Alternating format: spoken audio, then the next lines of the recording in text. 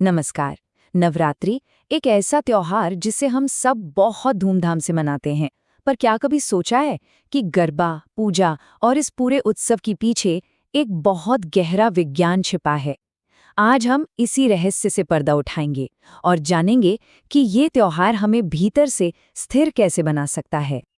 हम सब जानते हैं कि नवरात्रि 9 रातों का उत्सव है, पर कभी ये सवाल मन में आया कि 7 या 10 क्यों नहीं, सिर्फ 9 ही क्यों? चलिए इस सवाल की तह तक चलते हैं और इस रहस्य को सुलझाने की कोशिश करते हैं। तो इस पूरे रहस्य की जो चाबी है ना, वो 9 के अंक में छिपी है। आइए देखते हैं कि इस साधारण से दिखने वाले अंक में आखिर ऐसा क्या जादू है। तो नवरात्रि के रहस्य को समझने की शुरुआत होती है 9 के अंक से। आपको पता है, गणित में इस अंक को बहुत ज्यादा स्थिर यानी स्टेबल माना जाता है, और ये स्थिरता सिर्फ नंबरों तक ही सीमित नहीं है। इसे समझने के लिए चलिए एक बहुत सिंपल सा उदाहरण देखते हैं। मान लीजिए अगर हम 9 को 3 से गुणा करें तो जवाब आता है 27। और अब देखिए असली जादू। अगर हम 27 के अंकों यानी 2 और 7 को आपस में जोड़ दें तो नतीजा वापस 9 ही आता है ना कमाल की बात। अच्छा, चलिए एक और उदाहरण से इसे पक्का करते हैं।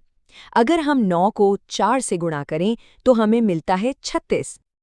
और यहाँ भी देखिए वही पैटर्न, 3 और 6 को जोड़ने पर नतीजा फिर से 9 ही आता है। आप 9 को किसी भी अंक से गुणा करके देख लीजिए, ये पैटर्न हमेशा बना रहता है। तो इस गणितीय स्थिरता का आध्यात्मिक मतलब क्या है? इसका मतलब ये है कि 9 का अंक शुद्ध और कभी न बदलने वाले ज्ञान का प्रतीक है। ये हमें सिखाता है कि इस संख्या के भीतर किया गया कोई भी आध्यात्मिक काम हमारे अंदर स्थिरता लाता है। चलिए अब इस कहानी को थोड़ा और आगे बढ़ाते हैं और देखते हैं कि ये स्थिरता हमारे मन और चंद्रमा से कैसे जुड़ी है। लेकिन सवाल ये उठता है कि हमें इस मानसिक स्थिरता की जरूरत ही क्यों है? भाई, मन तो चंचल ही होता है ना? इसका जवाब हमारे और इस ब्रह्मांड के गहरे रिश्ते में छिपा है। देखिए, हमारे ज्यादातर पुराने त्योहार चंद्र कैलेंडर पर आधारित है और ज्योतिष में चंद्रमा को हमारे मन का स्वामी माना गया है। तो जैसे जैसे चांद घटता बढ़ता है, ठीक वैसे ही हमारे मन में भी विचारों का ज्वार भाटा आता रहता है, जिससे मन चंचल हो जाता है।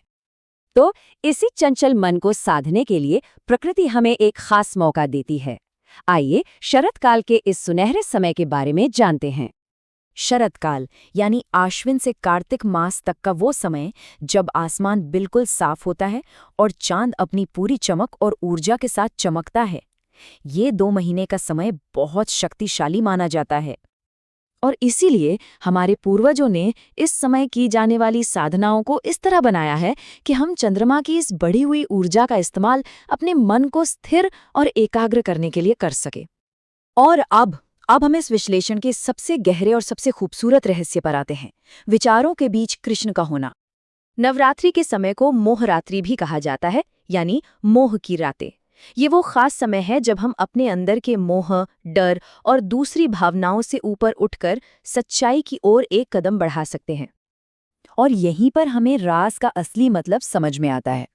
यहाँ अंगना यानी गोपी का मतलब है हमारा एक विचार, दूसरी अंगना का मतलब है हमारा अगला विचार, और इन दोनों के बीच में जो माधव यानी कृष्ण है, वो असल में हमारे विचारों के बीच की शांति या मौन है। ये खूबसूरत पंक्ति अंगना अंगना मध्य ले माधव इसी गहरी सच्चाई को बताती है। यानी हमारे हर 2 विचारों के बीच में माधव हैं, शांति है, ईश्वर हैं। तो नवरात्रि की साधना का असली लक्ष्य उस मौन के छोटे से पल के प्रति जागरूक होना है। हमारा मन तो लगातार सोचता रहता है, इसलिए हमें उस शांति का पता ही नहीं चलता, लेकिन सच्ची स्थिरता वहीं छिपी है। तो चलिए अब इस गहरी दार्शनिक बात को थोड़ा प्रैक्टिकल लेवल पर समझते हैं। आखिर इस साधना का असली मतलब क्या है?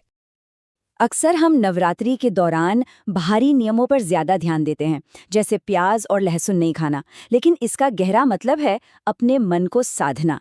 होता यह है कि हम हर समय यही सोचते रहते हैं कि क्या खाना है और क्या नहीं, जबकि हमें अपना ध्यान भीतर की ओर लगाना चाहिए।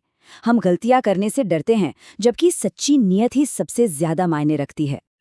तो याद रखने वाली बात यह है कि असली लक्ष्य कठोर नियम बनाना नहीं है, बल्कि एक एकाग्र मन को पाना है। आपकी सच्ची लगन और आपका ध्यान ही वास्तव में मायने रखता है। और एक बात हमेशा याद रखनी चाहिए, माँ को हमारे नियमों की नहीं, हमारे प्रेम की जरूरत है। वो हमारे सच्चे प्रयास को देखती हैं, वो हमारी कमियों को सुधारती हैं, न कि हमारी गलतियों के लिए हमें छोड़ देती हैं।